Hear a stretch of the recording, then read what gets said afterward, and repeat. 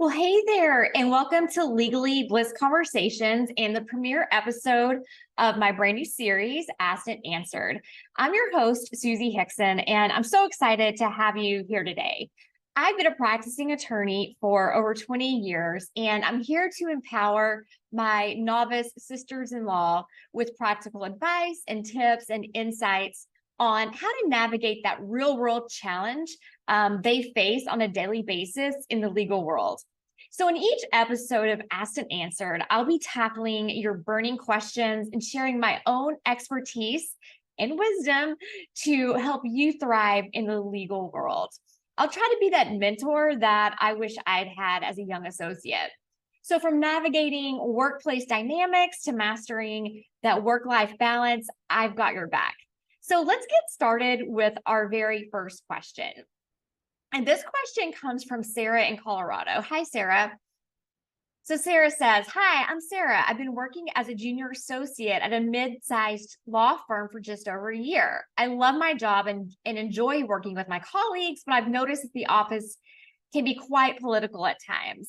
I'm a hard worker and always try to be helpful to my colleagues, but I've started to notice that some associates seem to be in the inner circle, she says, with the partners while others are left out. I don't want to get involved in any office politics or risk stepping on anyone's toes, but I'm also not sure how to navigate this environment. I've heard rumors about certain associates getting special treatment or assignments, and I'm not sure if it's based on merit or something else entirely. I want to focus on doing great work and building my career, and I'm starting to worry that my lack of involvement in office politics could hurt me in the long run. I'm wondering how to navigate this tricky landscape without compromising my values or getting sucked into any drama. Can you provide some guidance on how to handle office politics without stepping on anyone's toes? Thanks, Sarah. Well, thank you for your question, Sarah. I think that this is really a common concern for many professionals, especially those who are new to the legal field, both men and women alike. Office politics can be so tricky, but there are some ways to navigate it while maintaining your values and focusing on your career growth. So I did sit down for a bit and really think this and kind of outline some ideas that I think might help you. And here they are. So the first one is build genuine connections. And I really want you to think about developing positive relationships with your colleagues, both within and outside of that so-called inner circle. Always, just continue to be approachable, engage in conversations, attend social events, and show a genuine interest in your colleagues, as long as that's really authentic and within your comfort zone. This will really help you stay connected without getting directly involved in those office politics. Second of all, observe and learn. Pay attention to those dynamics in your workplace and try to understand what those underlying reasons are. And this could give you some valuable insight into the culture and expectations of the firm and really help you make informed decisions about how to navigate that environment. Now, the third thing I want you to think about is setting boundaries. This is something I absolutely love talking about. It's something that we really dig into, the Legally Blissed community. So while it's really important to be friendly and approachable, it's also essential to maintain boundaries. And only you can define what works for you in that respect. It's very personal. Avoid engaging in the gossip, of course, or sharing personal information that could ultimately be used against you in those office politics. Never feel obligated to share your personal information. I would also discourage the consumption of alcohol at law firm events. I know this sounds a little old school, but sometimes our boundaries go out the window when we've had too much alcohol. And I'm starting to sound like my mother. But, if there is a lot of pressure to consume alcohol at firm events, which from my experience there was, and you don't want people to necessarily start talking or asking questions, you can just order a drink that's like a soda with a lime or a lemon in it, and it'll look like you have an alcoholic drink, and no questions will be asked. So the next thing is stay true to those values. I know that you mentioned the word values a couple of times. Your integrity speak volumes, and you want your reputation to precede you, right? Don't compromise your values to fit into these office politics. You will never be happy. Trust me, you will never be happy. Instead, focus on being the best lawyer you can be and let your work speak for itself. And really sit down and, spend an hour or so and think about your values. Write them down and keep them in front of you and continue to look at those values and reference them, right, as you're making decisions. Check in with your values consistently, especially when you do have to make a decision.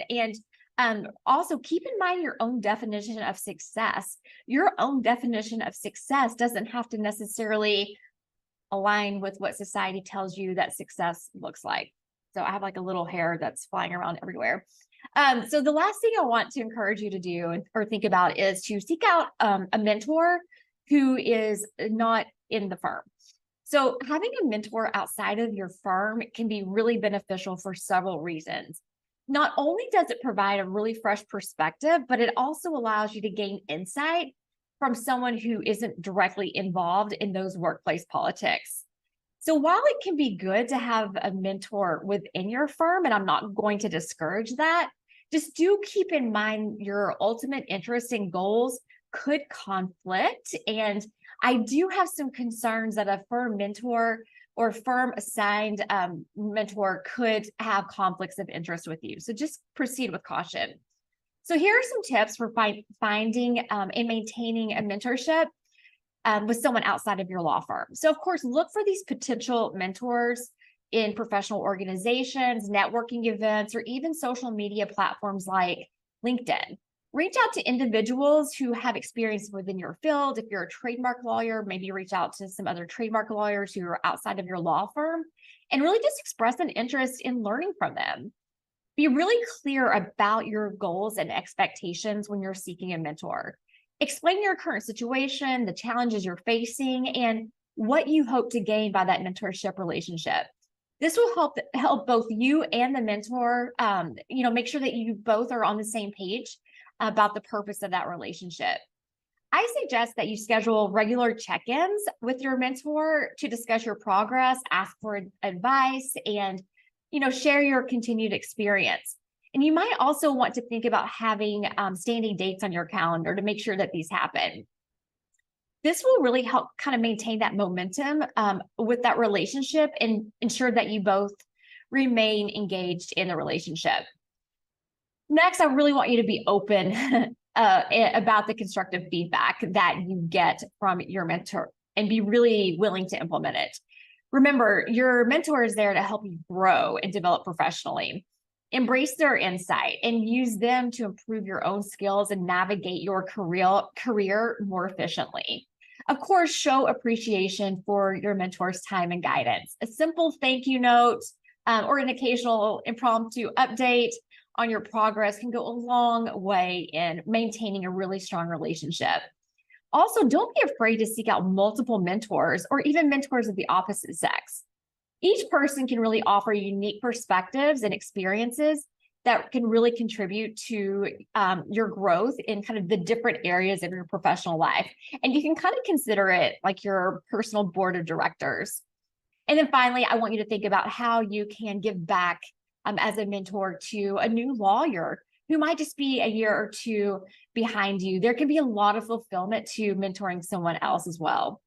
So in conclusion, Sarah, navigating those office politics can be challenging, but by focusing on building those genuine relationships, continuing to deliver that exceptional work that I know that you're producing, and staying true to your values, you're going to be able to find the balance. And I hope that these tips really help you on your journey, and I really wish you the best of luck.